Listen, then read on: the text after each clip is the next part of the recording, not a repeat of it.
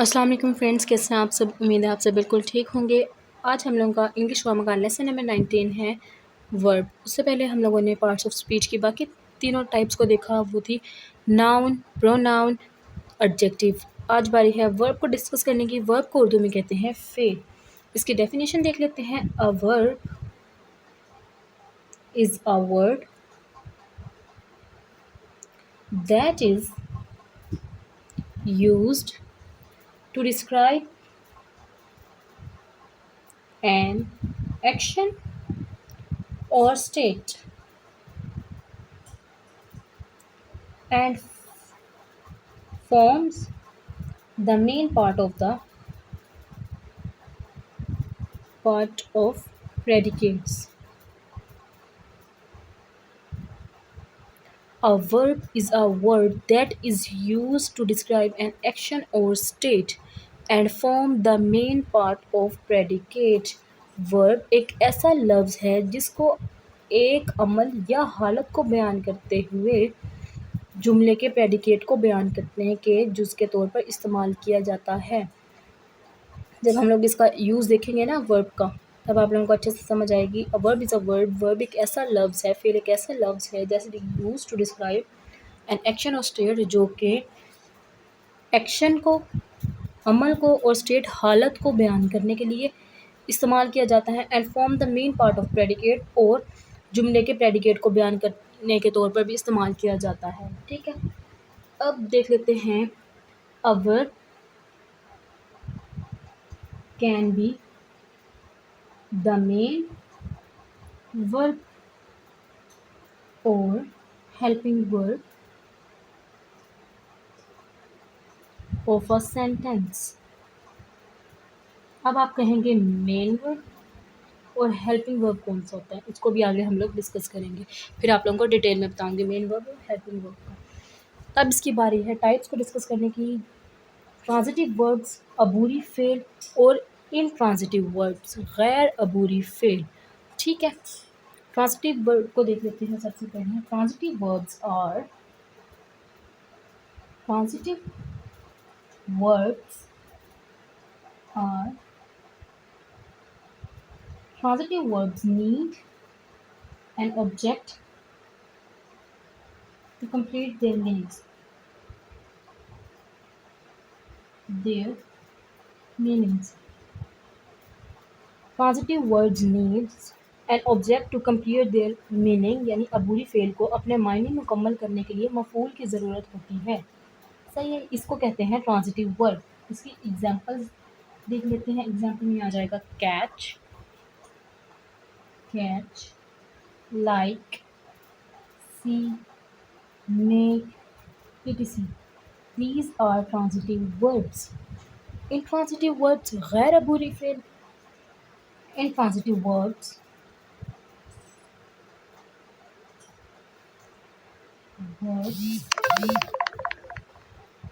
need no object to complete their needs no object to complete their meanings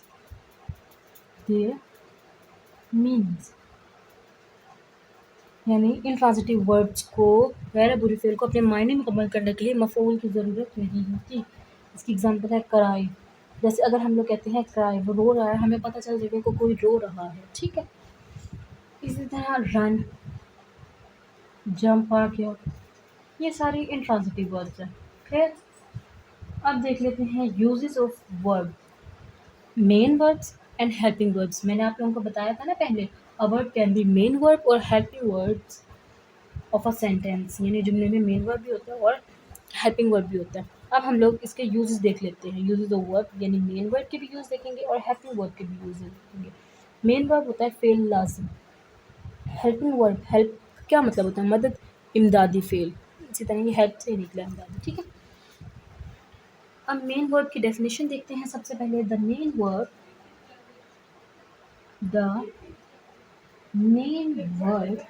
is the one that tells you the main action of the subject.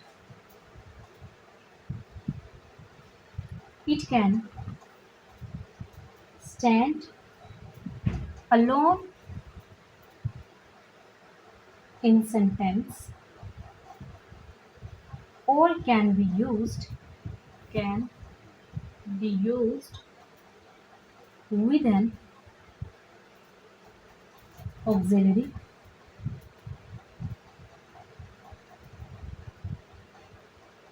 verb. Main verb को auxiliary verb भी कहा जाता है, ठीक है। The main verb is the one that tells you the main action of the subject. It can stand alone in sentence or can be used with an auxiliary verb. Urdu देखते हैं इसकी। Fail लाजिम एक ऐसा अमल है जो आपको फ़ाइल का काम बता सकता है। ये जुमले में अकेला हो सकता है या फिर इमदादी फेल के साथ इस्तेमाल हो सकता है। समझ आइए। एग्जाम्पल देखते हैं इसकी। The cat eats fish. Main verb की एग्जाम्पल है, यानी उसका सब्जेक्ट है ना, ये कैट हमारा सब्जेक्ट है। क्या है? सब्जेक्ट। ईट वर्ब है, मेन एक्शन को बता रहा है कि ईट फिश, यू फिश खाती है, बिल्ली फिश खाती है यानी मछली खाती है। द कैट्स ईट्स फिश, ये प्रेजेंट इंडेफिनिट टेंस है। प्रेजेंट इंडेफिनिट टेंस है, सही है। एक और एग्जाम्पल देख लेते हैं। ही through a stone he threw a stone at the car। he threw a stone at the car, ठीक है जी। नेक्स्ट देखते हैं हेल्पिंग वर्ब को। हेल्पिंग वर्ब की डेफिनेशन देख लेते हैं। Helping verb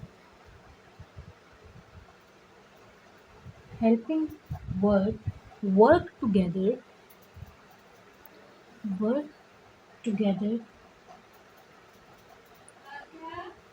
with the main verb. They are also called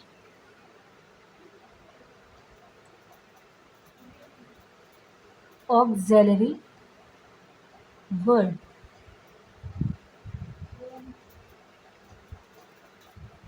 Helping verb work together with the main verb. They are also called auxiliary verb. इमदादी फेल लाजिम के साथ काम करता है, उन्हें इमदादी फेल कहते हैं। एग्जाम्पल हेल्पिंग वर्ब कौन से होते हैं? जब हम लोगों ने टेंसेस किए थे उसमें भी हम लोगों ने देखा था ना, प्रेजेंट कॉन्टिन्यूस के साथ कौन कौन से हेल्पिंग वर्ब थे? Is, am, are. फिर प्रेजेंट कॉन्टिन्यूस में देखे वो सॉरी पास्ट कॉन्टिन्यूस में देखे थे was, were. Present perfect tense में देखे थे हम लोगों ने हैज़, हैव, हैड। ये सारे हम लोगों के हेल्पिंग वर्ब्स हैं ना, etc, ठीक है। एक एग्जाम्पल भी देख लेते हैं। I am happy today. I am happy today, मैं आज बहुत खुश हूँ। अब देख लेते हैं मेन वर्ब्स और हेल्पिंग वर्ब्स डिफरेंस में। यानी जो वर्ड है, लाइक मैं लिखती हूँ लिविंग, मेन वर्ब है, ठीक है। इसमें हैप्पी आ गया, इसमें मेन वर्ब हैप्पी आ गया, एंड हेल्पिंग वर्ब आ गया, ये मेन वर्ब आ गया। अब लिविंग मेन वर्ब आ गया, इसके साथ इज लगा दें, ये हेल्पिंग वर्ब बन जाएगा। डूइंग आ गया, एंड डिसाइडेड, हैड लगा दें इसके साथ। ये सारी चीज़ें लाइक प्लेड के साथ वॉज लगा दें, ही वॉज प्लेड यस्टरडे, ठीक है। ये सारे मेन वर्ब्स हैं और ये हेल्पिंग वर्ब्स हैं। हेल्पिंग वर्ब का डिफरेंस आप लोगों को पता चल गया, यानी ये जो वर्ड्स होंगे कंप्लीट, ये हम लोगों के मेन वर्ब होंगे। लेकिन हेल्पिंग वर्ब जब हम लोगों ने टेंसेस मैंने आप लोगों को सिखाए थे, तब भी मैंने आप लोगों को हेल्पिंग वर्ब का डिटेल से बताया था। अब है form of verbs. Form of verbs को देख लेते हैं। पहले मैंने आप लोगों को ये शॉर्ट मैंने अपलोड किया हुआ फॉर्म ऑफ वर्ब्स का, ये आप लोगों ने लाजमी याद करनी है फॉर्म ऑफ वर्ब्स। ये हम कुछ फॉर्म ऑफ वर्ब्स देखते हैं। हम लोग प्रेजेंट में होती हैं form of verbs,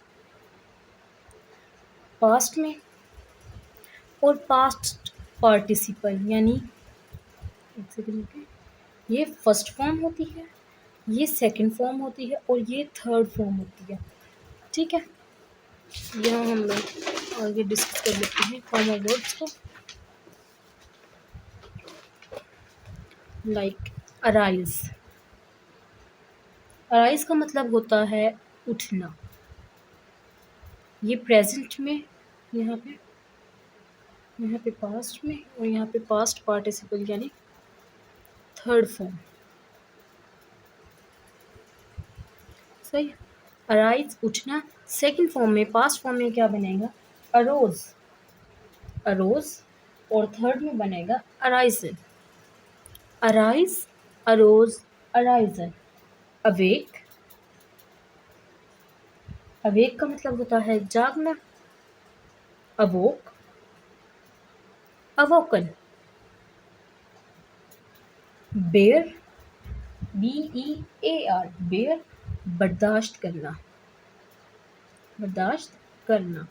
bear, bore, born. Third form में बोर्न बनेगा, सेकंड में बोर बनेगा, बेयर फर्स्ट में बनेगा। ठीक है। एक्ट, अमल, सेकंड में आ जाएगा एक्टेड, और थर्ड फॉर्म में भी एक्टेड ही आएगा। सही है। ब्रिंग, ब्रिंग का मतलब होता है लाना। बिग, ब्रॉट और ब्रॉट। सही है।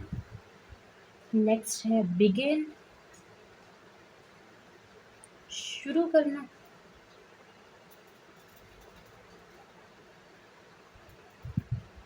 बिगेन और बिगन, ये लाजमी आप लोगों ने देखना है। बिगिन फर्स्ट आई एन जहाँ आएगा वो फर्स्ट है, ए एन वाली सेकंड है। बिगिन और बिगन थर्ड फॉर्म में यू आने आ रहा है।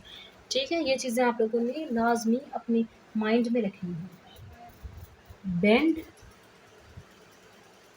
झुकना, बेंट, झुकना, और बेंट भी झुकना।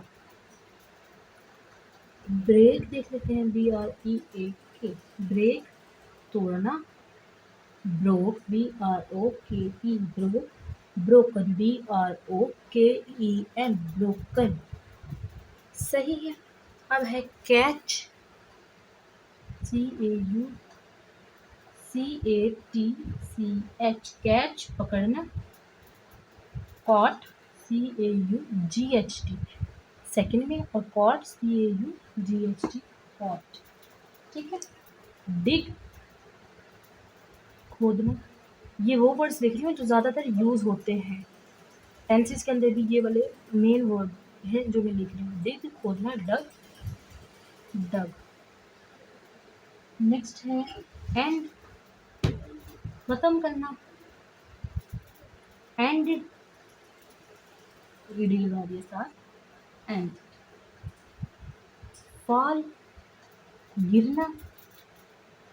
Fail, Fallon. ठीक है।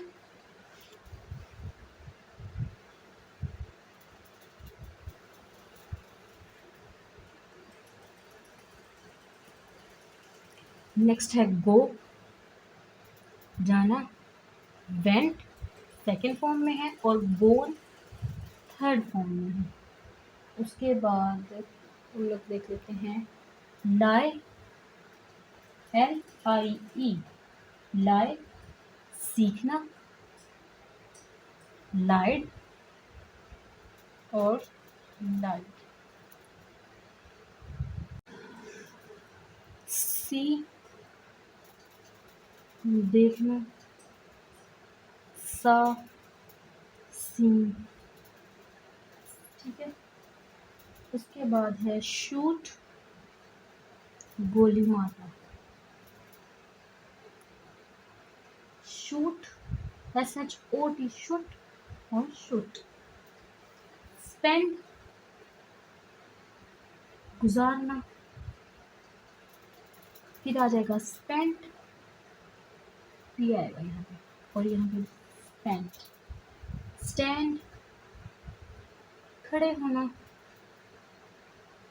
Stood stood. इसके बाद है निप। निप का मतलब होता है दबाना, निप्ड, निप्ड।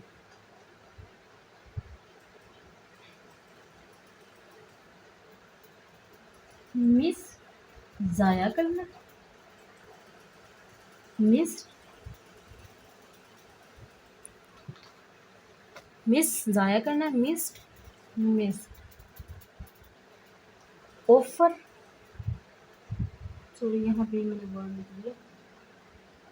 ऑफर पेशकश करना, पेशकश करना। Offered, offered. से कहना, सेड, सेड। उसके बाद है स्पीक,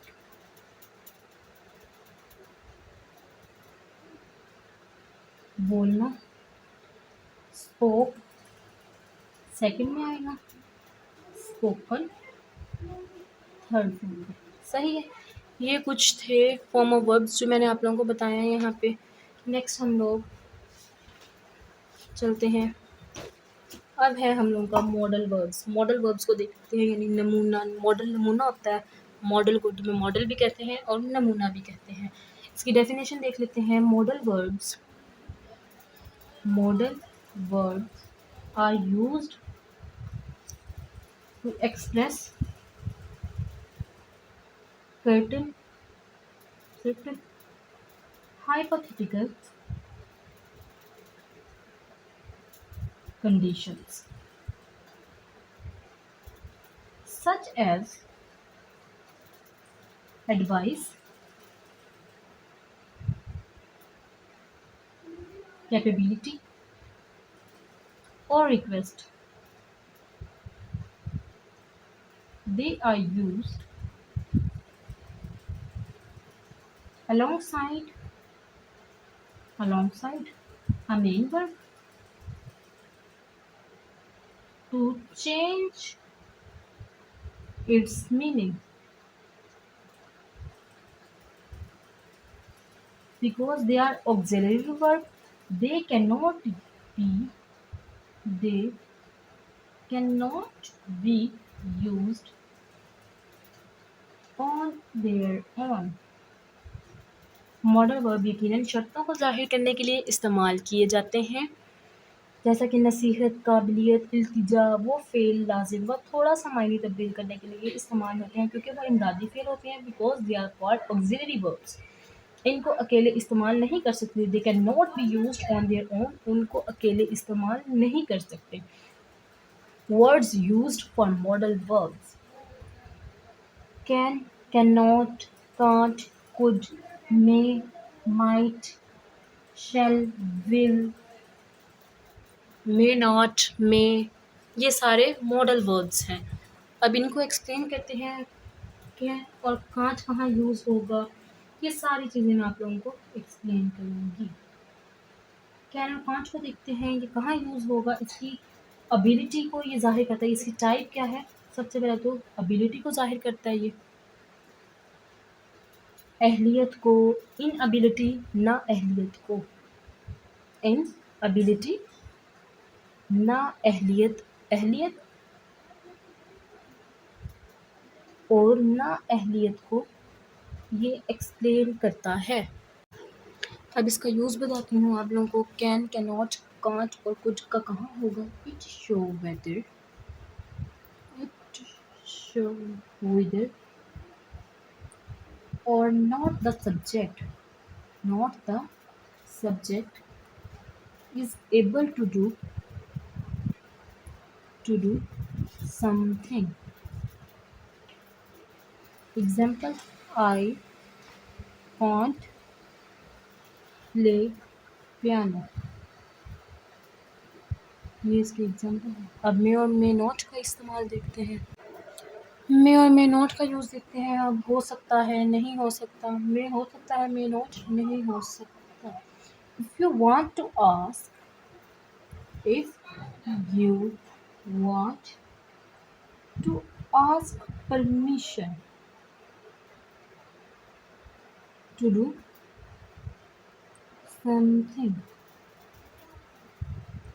ये कौन, इसकी टाइप एबिलिटी और इनएबिलिटी थी। मे और मे नॉट की टाइप है परमिशन, ये किसी इजाज़त के लिए इस्तेमाल होता है। If you want to ask permission to do something, भैया आप किसी की इजाज़त चाहते हैं कुछ करने के लिए। इसकी एग्जांपल देख लेते हैं। I may be back, I may be back next year, यानी मैं अगले साल वापस आ सकता हूँ, ये काम हो सकता है। ठीक है, नेक्स्ट देख लेते हैं। अब है माइट। माइट का मतलब होता है शायद, इसकी एबिलिटी है पॉसिबिलिटी। ये कौन सी टाइप है, ये पॉसिबिलिटी है। पॉसिबिलिटी यानी तवक्कुआत है कि शायद ये काम हो भी सकता है और ये काम नहीं भी हो सकता। when we are not sure about when we are not sure about something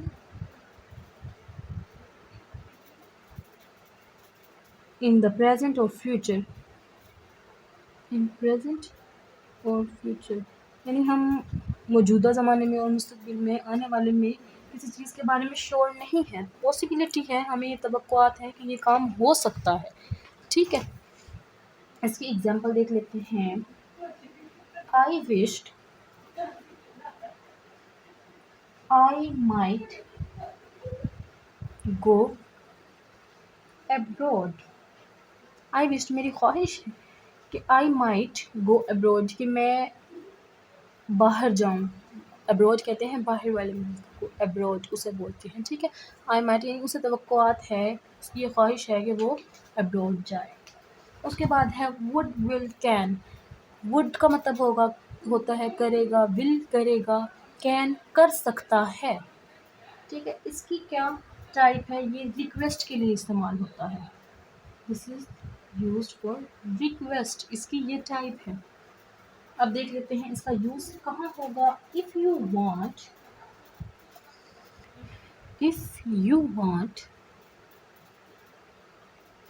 to ask something,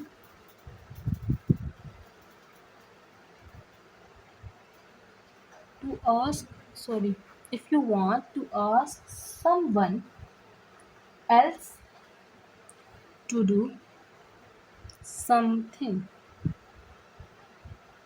इसके एग्जांपल देख लेते हैं अब हम लोग। I would like to eat soup. I would like to eat soup. अब देखते हैं शुड को, ये सजेशन, इसकी टाइप है शुड की सजेशन। तजवीज़, नसीहत, यानी कि कोई आप मशवरा दें किसी को, इसके लिए ये इस्तेमाल होगा should. If you want to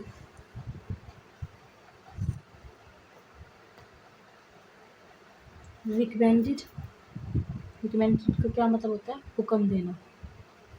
recommended, if you want to recommended something,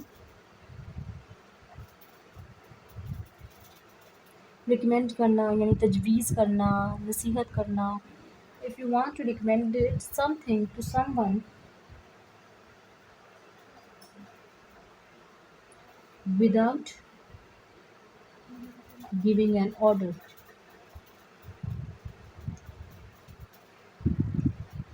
order।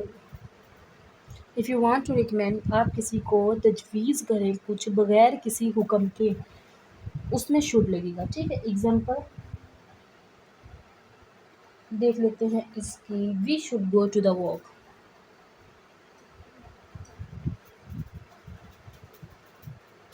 उसने यहाँ पे किसी को हुक्म नहीं दिया, किसी को ऑर्डर नहीं दिया, बल्कि एक मशवरा दिया है कि we should go to the walk, हमें वॉक करने के लिए जाना चाहिए। ठीक है। अब है मस्ट, नीड, टू हैव, ज़रूर करना चाहिए, करने की ज़रूरत है। ये ऑब्लिगेशंस होता है। इसकी कौन सी टाइप है? Obligation, obligations. ठीक है। ऑब्लिगेशन को कहते हैं एहसान। ठीक है। It express unnecessary action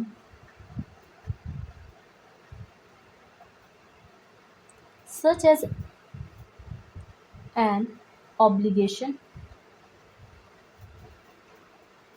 duty or requirements।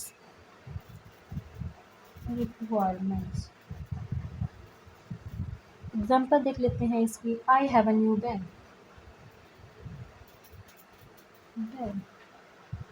ठीक है। मस्ट, नॉट, कांट, नहीं करना चाहिए, नहीं कर सकते। प्रोहिबिशन, प्रोहिबिशन, मना करना, इजाज़त ना देना किसी काम को करने के लिए। मस्ट नॉट उसके लिए इस्तेमाल होता है। ठीक है। It is used to show something that is strictly prohibited. यानी it is use to show, ये इसके लिए इस्तेमाल होता है टू शो, जाहिर करने के लिए, something that is strictly prohibited, जो सख्ती से मना किया गया हो। लाइक एग्जाम्पल देख लेते हैं। You must not drink that, drink that, you must not drink that, तुम ये ड्रिंक नहीं पी सकते। इसको ड्रिंक पीने से सख्ती से मना किया गया है। ठीक है। अब आए हैं क्लॉजेस और फ्रेजेस को देखने की। क्लॉजेस को देख लेते हैं सबसे पहले। A group of words, group of words that have a subject and verb। अल्फाज का ग्रोह जिसका एक फाइल और फेल होता है उसको कहते हैं क्लॉज। टाइप्स ऑफ क्लॉजेस देखते हैं। इसकी कौन कौन सी क्लॉज है? इसकी 2 टाइप्स हैं। ठीक है। डिपेंडेंट क्लॉज, डिपेंडेंट क्लॉज और इंडिपेंडेंट क्लॉज। डिपेंडेंट क्लॉज को देखते हैं सबसे पहले। डिपेंडेंट क्लॉज कौन सी होती हैं? It can not make sense on its own, on its own as a sentence। ये एक जुमले के तौर पर मायने नहीं रखता। It can not make sense on its own as a sentence, ये एक जुमले के तौर पर मायने नहीं रखता। ये क्लॉज डिपेंडेंट क्लॉज कहलाती है। इसकी एग्जाम्पल देख लेते हैं। She ate pasta because she is hungry. She ate pasta because she is hungry. Dependent clause समझ आ गया। अब चलते हैं इंडिपेंडेंट क्लॉज पर। इसकी डेफिनेशन देख लेते हैं। इट कैन मेक सेंस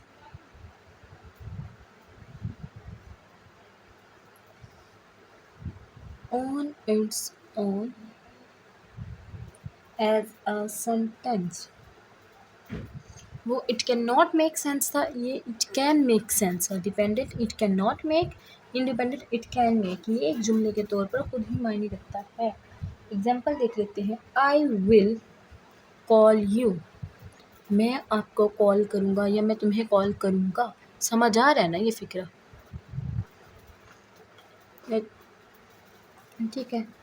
अब बारी है फ्रेजेस को देखने की। फ्रेज को देख लेते हैं अब हम लोग। A group of words without subject, verb, and verb components. A group of words without subject, verb and verb components अल्फाज का वो ग्रुप जो बगैर फ़ाइल और फ़ेल के अज्जा का होता है। इसकी टाइप्स देख लेते हैं। नाउन फ्रेज़ है, उसके बाद है वर्ब फ्रेज़, एडजेक्टिव फ्रेज़ है, फिर आ जाती है adverb phrase.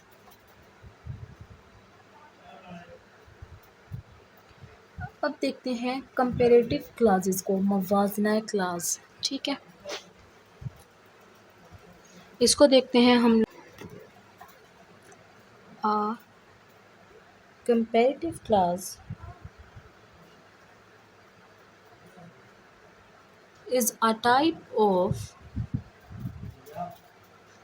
subordinate clause that follows the comparative from an adjective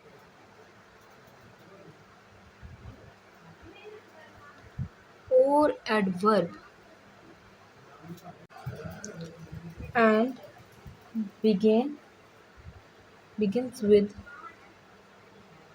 as, then, or like.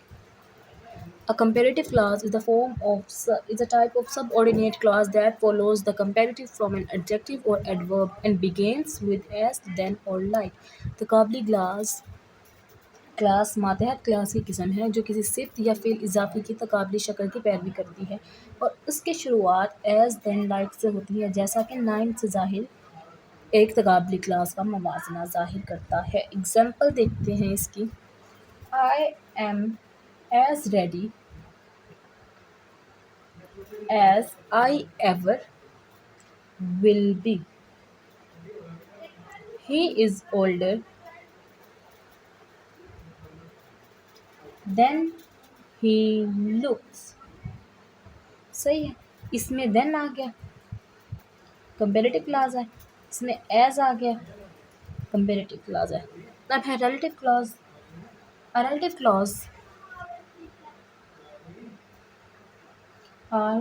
clause is a ordinate clause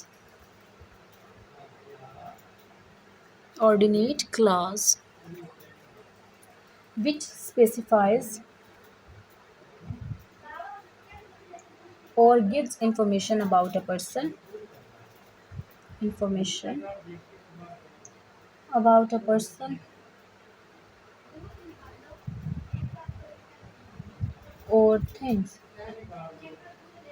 Relative clause come after noun or pronoun and in English begins with a relative pronoun such as who,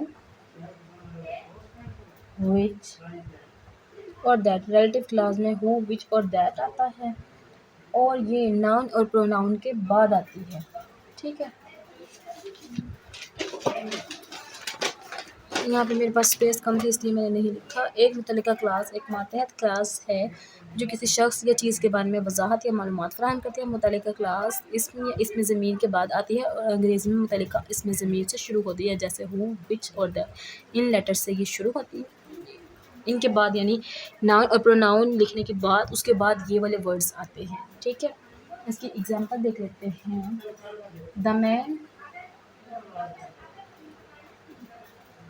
who is wearing the blue shirt is my brother, ठीक है। अब uses of for and since देखते हैं कि for कहाँ use होगा और since कहाँ यूज़ होगा। We use for to talk about the length of time, और पीरियड ऑफ टाइम। जिस चीज़ की समझ ना आए आप लोगों को वो आप वीडियो को पॉज करके बैक करके देख सकते हैं, ठीक है। ये इसकी डेफिनेशन होगी फोर की we use for to about the length of time, a period of time. हम फोर को वक्त के दुराने के बारे में बात करने के लिए इस्तेमाल करते हैं। Four plus time period, number plus time period, ठीक है। अब इसके एग्जांपल देख लेते हैं। फोर 2 hours, इसकी एग्जांपल है। फॉर 3 days, वक्त बता रखा है ना इसमें। फोर में हमें नंबर्स बता रखा है, टाइम पीरियड बता रखा है, वक्त का दुरानिया बता रखा है। अब सिंस देखते हैं हम लोग। We use since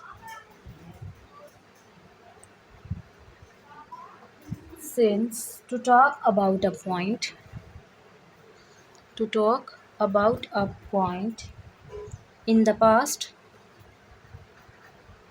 a specific point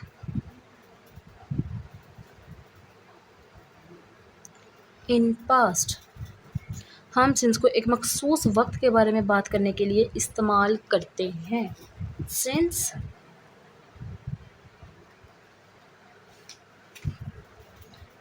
plus date and time. Since यानी स्टार्टिंग पॉइंट हो गया उसका। इन चीज़ों के बारे में हमको ने जब बात करनी हो तब हम लोग सिंस को इस्तेमाल करते हैं। अब इसकी एग्जांपल देख लेते हैं हम लोग। लाइक March 23, ठीक है। Since 1830 8 o'clock। एक दूसरी एग्जांपल देखते हैं इसकी। I have been dreaming of this since I was kind.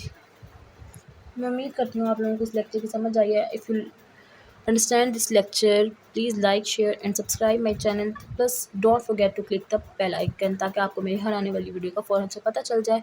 मिलेंगे अब नेक्स्ट वीडियो में। अभी के लिए मुझे दीजिए इजाज़त। अल्लाह हाफिज़।